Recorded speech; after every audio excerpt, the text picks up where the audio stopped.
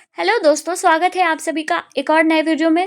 तो आप लोगों को जैसा कि पता है कि आपका इंग्लिश में भी एक्सरसाइज वाला एमसीक्यू क्वेश्चन चल रहा है, यानी कि चैप्टर वाइज एमसीक्यू क्वेश्चन है और हिंदी में भी चैप्टर वाइज एमसीक्यू क्वेश्चन है। तो उन सभी क्वेश्चंस को आप लोग देख लीजिए, बस इससे ज़्यादा आपका हिंदी और इंग्लिश में ऑब्जेक्टिव्स नहीं देखना है यार। और मॉडल पेपर देख लीजिए, बस इतना काफ़ी है आपका एग्ज़ाम के लिए। जितना भी ऑब्जेक्टिव पूछा जाता है, ठीक है। बस इससे ज़्यादा अगर आप देख रहे हो तो अपना टाइम ही वेस्ट कर रहे हो, इससे ज़्यादा और कुछ नहीं वेस्ट कर रहे हो, ठीक है। इससे ज़्यादा आप अगर इस पे टाइम दे रहे हो तो आप अपना फिजिक्स, केमिस्ट्री, मैथ, बायोलॉजी जो भी है चैप्टर उन सभी पर दे दीजिए, इंपॉर्टेंट क्वेश्चंस पे इन सभी पर फोकस दे दीजिए, ठीक है। हिंदी में और इंग्लिश में आप अगर एक्सरसाइज कर लेते हो, यानी कि आपको स्टोरी पता है और ऑब्जेक्टिव जितने भी आपको मिल रहे हैं, प्रीवियस ईयर ऑब्जेक्टिव्स हो गया, मॉडल पेपर सेट हो गया। ऑफिशियल मॉडल पेपर को मैं नहीं कहूँगी कि आप लोग देखो, लेकिन आपकी मर्जी, आप देख सकते हो। तो इतना कर लेते हो तो आपका ऑब्जेक्टिव ऐसे ही निकल जाने हैं, ठीक है। तो मैं आपको क्वेश्चंस करवाती हूँ। हम 4 नंबर चैप्टर तक आपको कल बता चुके थे। अब हम 5 नंबर चैप्टर से लेके आई थिंक 7 नंबर चैप्टर तक आज आप लोगों को ऑब्जेक्टिव करवा रही हूँ, ठीक है। तो पहला क्वेश्चन क्या है कि गैंग्रीन का उल्लेख कौन सी कहानी में किया गया। तो गैंग्रीन का उल्लेख रोज कहानी में किया गया और बहुत ही इंपॉर्टेंट और फेमस क्वेश्चन है। मालती किस कहानी की पात्रा है, यही क्वेश्चन मेरे एग्जाम के टाइम पर आया था। मालती जो है वो रोज कहानी की पात्रा है, ऑप्शन नंबर बी करेक्ट होगा, ठीक है। अगे जी जो है वो चैप्टर के राइटर है। रोज कहानी के लेखक कौन है, अगे जी, ठीक है। आपको इनका पूरा नाम याद है? आप बताइए तो कमेंट करके इनका पूरा नाम क्या है। पूरा नाम भी पूछा जाता है, ठीक है। रोज कहानी का जो शीर्षक है वो उनका नाम बताइए। देखिए पूरा नाम आ गया आपको, आपके पास सचिदानंद हीरानंद वात्स्यायन अगे। मैं सोची थी कि मैं नहीं आपको बताऊंगी इसका आंसर, लेकिन आपके पास खुद आंसर आ गया, ठीक है। तो यहाँ पर ऑप्शन नंबर ए करेक्ट होगा और ये क्वेश्चन बहुत बार पूछा जाता है, ठीक है।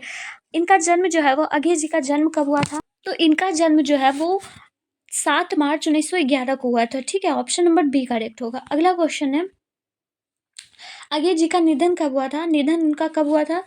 तो निधन इनका 5 अप्रैल 1988 को हुआ था, यानी कि 1911 में जन्म हुआ था और 1988 में वो डेथ हो गए थे, यानी कि टोटल के टोटल वो 77 ईयर्स जिंदा रहे, ठीक है।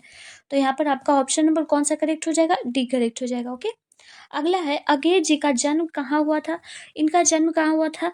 तो उत्तर प्रदेश में हुआ था, वाराणसी के लम्ही गांव में, ठीक है। ऑप्शन नंबर सी करेक्ट होगा।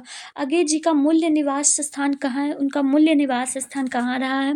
तो पंजाब में रहा है मूल निवास स्थान, ऑप्शन नंबर ए सही है, ठीक है।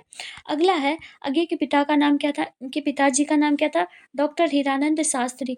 आपको बता दूं मैं, आप इंग्लिश में पिता, माता, पत्नी, इनका नाम याद रखिए या ना रखिए, लेकिन हिंदी में आपको कहानी, कवि के लेखक का पूरा बायोडाटा आपको याद होना चाहिए, ठीक है। इम्पोर्टेंट कहानीकार, मतलब जैसे जो भी रचयिता होता है ना, ये जैसे पुस्तक हो गया, तो ये याद रखिए आपको। 100 जान 100 जान किनके द्वारा लिखा गया है बताइए तो जरा आप लोग कमेंट करके। पीछे वीडियो में हमने पढ़ाया था कल, ठीक है। रोज शीर्षक कहानी का पूर्व नाम क्या था? पहले, सबसे पहले कहानी का नाम, देखिए ये जब कहानी रिलीज हो रही थी तो इस कहानी का नाम रोज ना पढ़ के क्या पढ़ रहा था ये बताना है। तो ये इस कहानी का नाम गैंग्रीन ही पढ़ रहा था, ठीक है। ऑप्शन नंबर डी करेक्ट होगा, ओके। अगे जी का पूरा नाम क्या है? अभी अभी बताया, सचिदानंद हीरानंद बादशाह। बामता शब्द का अर्थ क्या होता है? बामता शब्द का अर्थ होता है विपरीत, विपरीतता, ठीक है। ऑप्शन नंबर डी करेक्ट होगा। अकथ, अकथ शब्द का अर्थ क्या होता है? अकथ, अकथ शब्द का अर्थ होता है जिसे कहा ना जा सके उसको अकथ। इस पाठ में आया है, दोपहर में उस सूने आंगन में पैर रखते ही मुझे ऐसा जान पड़ा मानो उस पर किसी शाम की छाया मंडरा रही हो। देखिए ये बात जो है वो किसमें, कौन सी लाइन से ली गई है? बहुत इंपॉर्टेंट लाइन है।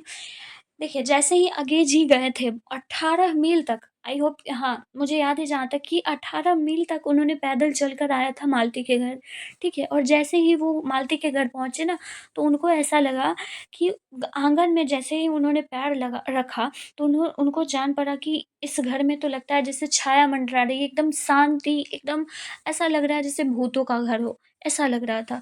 कहीं पे चहचहापन नहीं दिख रहा था उनको, सुनाई नहीं दे रहा था। यही लाइन जो है वो ऑप्शन नंबर ए करेक्ट होगा, रोज पाठ से लिया गया है, अंग्रेजी के द्वारा बोला गया था। ठीक है, किस पाठ में आया है 3 बज गए, 4 बज गए, 11 भी बज गए? ये मालती बोलती है काम करते करते इतना परेशान हो जाती है। आपके घर में भी, मेरे घर में भी मम्मी लोग हर वक्त टाइम पूछते रहती है। काम काम ही इतना ज़्यादा होता है, उन उन सब का टाइम जो है वो काम, 5 बजा, 4 बजा, सुबह के 4 बज गए, कितना टाइम बच गया, 3 बज गया।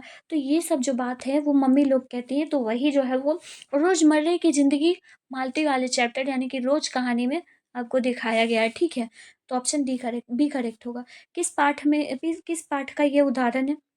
मुझे ऐसा लग रहा था कि इस घर पर जो छाया घिरी हुई है वो अज्ञात रहकर भी मानो मुझे भी बस में कर रही हो। मैं भी वैसा ही निर्जीव सा हो रहा हूँ जैसे, हाँ, जैसे यह घर, जैसे मालती। अब मालती है तो आंसर क्या हो जाएगा? रोज हो जाएगा। इतना पढ़ने का जरूरत भी नहीं था, डायरेक्ट यहाँ देखते हैं आंसर। किस पाठ का ये उदाहरण है? इस समय मैं यही सोच रही थी कि उदंत और चंचल मालती आज कितनी सीधी हो गई है, कितनी शांत, और एक अखबार के टुकड़े के लिए वो तरस रही है, पढ़ना चाह रही है वो। पहले वो लड़की कितना ज़्यादा मेरे साथ खेलती थी, ऐसा ये पाठ में कहा गया है अगेन जी के द्वारा।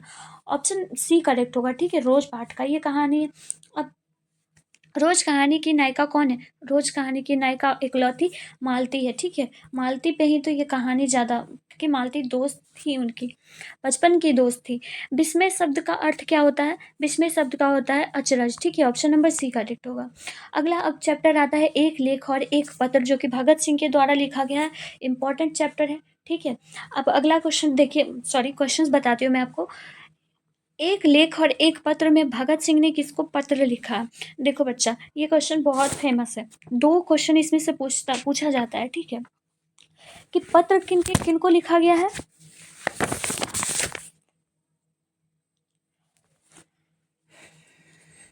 देखो, इस क्वेश्चन में पत्र किनको लिखा गया और लेख किनको लिखा गया है? मेरे ख्याल से यहाँ पे यही पता है मुझे कि पत्र सुखदेव जी सिंह को लिखा गया और एक लेख जो है वो विद्यार्थियों के लिए लिखा गया। ठीक है, तो ज़्यादातर क्वेश्चन आपको पत्र पे ही आता है कि पत्र किनको लिखा गया है, तो यहाँ पर आपका सुखदेव सिंह हो जाएगा। ठीक है, एक लेख और एक पत्र शीर्षक जो है, इनके राइटर कौन है, लेखक कौन है? तो भगत सिंह के, ऑप्शन नंबर ए करेक्ट होगा। अगला क्वेश्चन है, भगत सिंह का जन्म कहाँ हुआ था?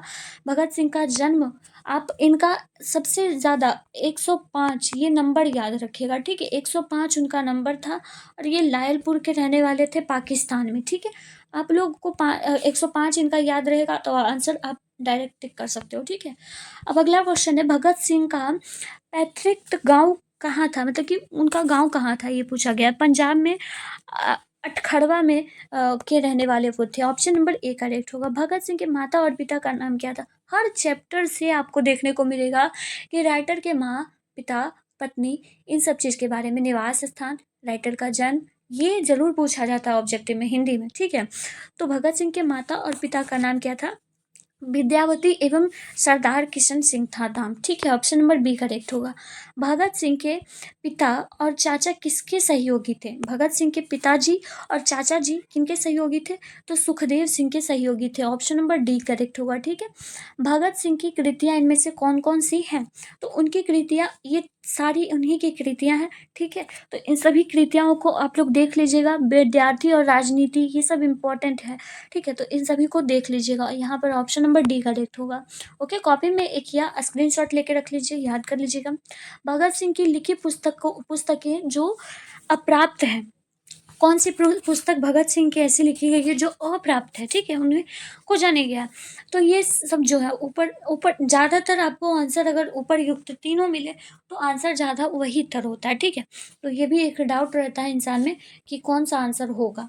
तो अगर आपको नहीं याद होता है तो अगर ऑप्शन में अगर आपको एग्जाम के टाइम पे ऐसा मिला तो लगा सकते हो आप, लेकिन अगर आपको श्योरिटी है तो ठीक है। आप क्वेश्चन देख रहे हो, समझ में है ना कि हाँ कहाँ पे आंसर कैसा होगा।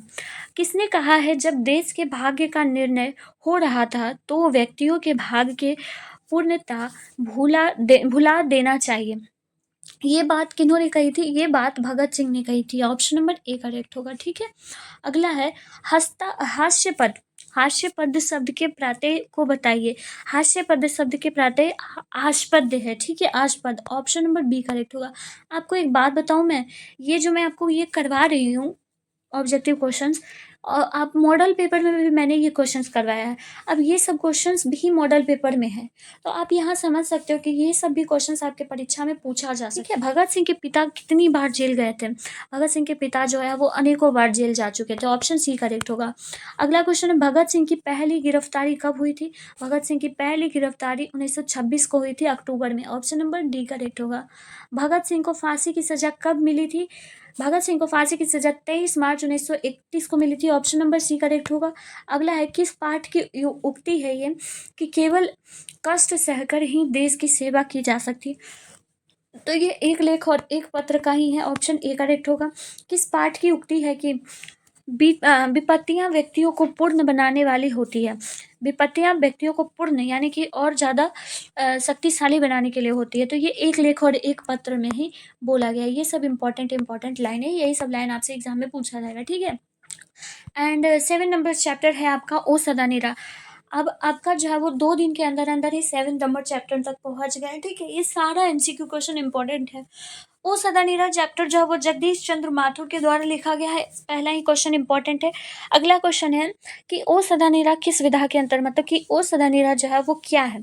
तो ओ सदा निरा जो है वो आपका एक तरह का निबंध है, और इससे बहुत सारा एमसीक्यू क्वेश्चंस बनता है। ठीक है, अगला है, ओ सदा निरा निबंध के निबंध कारक का नाम बताइए। अभी बताएं कि जगदीश चंद्र माथुर के द्वारा लिखा गया। ऑप्शन ए करेक्ट होगा। जगदीश चंद्र माथुर का जन्म कब हुआ था? जगदीश चंद्र माथुर का जन्म 1917 को हुआ था, 16 जुलाई 1917। ऑप्शन बी करेक्ट होगा। अगला है, जगदीश चंद्र माथुर का जन्म कहाँ हुआ था? तो उनका जन्म शाहजहाँपुर में हुआ था, Uttar Pradesh Shahjahanpur. Option number D correct होगा। इनका निधन कब हुआ था? जगदीश चंद्र माथुर का, जितना आप इस चीज़ को रिपीट करेंगे उतना ज़्यादा आपको फ्रैंकली हो जाएंगे क्वेश्चंस बनाने में। ठीक है, 1978 को उनका निधन हुआ था, 14 जुलाई को। ठीक है, 14 मई को। बहुजन संप्रेषण के माध्यम पुस्तक किसने लिखी है? ये पुस्तक जो है वो किनके द्वारा लिखी गई है? जगदीश चंद्र माथुर के द्वारा ही लिखी गई है। इंपॉर्टेंट पुस्तक है, तभी तो ये एग्जाम में पूछा गया है। ठीक है, मन कैसा ताल है? तो मन जो है वो गहरे और विशाल ताल है। मन गहरे और विशाल ताल है। आप ये सब देख रहे हो ना, पूछा हुआ है प्रीवियस ईयर क्वेश्चन। चौड़ कैसे ताल है? चौड़, मन कैसा ताल है? गहरा और विशाल ताल है। चौड़ कैसा ताल है? उथले ताल है। ठीक है, ऑप्शन नंबर ए करेक्ट होगा। जगदीश चंद्र माथुर को कौन सा पुरस्कार नहीं मिला था? इनमें से कौन सा पुरस्कार जगदीश चंद्र माथुर को अब तक नहीं मिला है? भारतीय ज्ञानपीठ पुरस्कार, और अब मिलेगा भी नहीं क्योंकि वो तो है ही नहीं अब। ठीक है, तो भारतीय ज्ञानपीठ पुरस्कार जो है वो जगदीश चंद्र माथुर को नहीं मिला है। कौन सी एकांकी जगदीश चंद्र माथुर ने नहीं लिखी है? इनमें से कौन सी एकांकी उनके द्वारा रचित नहीं है? बाकी सारा है। तो आषाढ़ का एक दिन, लोहा सिंह, ये जो है वो आषाढ़ का एक दिन, ये किनके द्वारा लिखा गया? आपको याद होना चाहिए ये। तो यहाँ पर ये आषाढ़ का एक दिन जगदीश चंद्र माथुर जी के द्वारा नहीं लिखा गया। ऑप्शन नंबर बी करेक्ट होगा। परंपराशील नाट्य पुस्तक किन्होंने लिखा है? परंपराशील नाट्य पुस्तक जगदीश चंद्र माथुर के द्वारा लिखा गया। ऑप्शन डी करेक्ट होगा। अगला है, वसुंधरा भोगी मानव धर्म माधव मानव एक ही सिक्के के दो पहलू हैं, किस पाठ में ये युक्ति आई है? तो ये युक्ति जो है वो ओ सदा निरा पाठ में आई है। ऑप्शन नंबर ए करेक्ट होगा। इंपॉर्टेंट लाइन है, और इस लाइन को देकर ना आपसे लॉन्ग क्वेश्चन में भी पूछा जा सकता है। ठीक है, ये क्वेश्चन दे देगा आपको, ठीक है, और लॉन्ग में बोलेगा लिखने के लिए। तो आपको क्या करना है कि आपको ओ सदा निरा पाठ का पूरा सारांश ही लिख देना है। ठीक है, समझ गए? ऐसे ही होता है। अब उतना नहीं ना पता चलेगा कि इसका डिटेल में क्या होगा। 30 नंबर है, ओ सदा निरा जगदीश चंद्र माथुर रचित किस पुस्तक से संकलित निबंध है? किस पुस्तक से ओ सदा निरा को लिया गया, यही पूछा गया। तो बोलते छंद से ओ सदा निरा को लिया गया। ऑप्शन नंबर ए करेक्ट होगा। सदा निरा किस नदी को बनाकर ये बनाया गया है? ये पाठ सदा निरा जो है वो गंडक नदी के नाम से ही बनाया गया है ये पाठ। ऑप्शन नंबर बी करेक्ट होगा। धांगर शब्द का अर्थ क्या होता है उराव भाषा में? उराव भाषा में धांगर शब्द का अर्थ होता है भारे का मजदूर, भाड़े का मजदूर। और ये इंपॉर्टेंट क्वेश्चन जो है वो शॉर्ट में भी पूछा जा सकता है, ठीक है, तो याद रखिएगा। शॉर्ट में क्या है कि आपको थोड़ा सा लंबा बनाकर लिख लेना है आंसर। 16 है, चंपारण में गांधी जी की चमत्कार की कथा किसने लिखी है? चंपारण में गांधी जी की चमत्कार की कथा राजेंद्र प्रसाद जी के द्वारा लिखा गया। ऑप्शन नंबर सी करेक्ट होगा। ओके, अगला है, किस पाठ में आया है, कैसी है चंपारण की यह भूमि, मानव विस्मृत के हाथों अपनी बड़ी निधियों को सौंपने के लिए प्रस्तुत रहती है।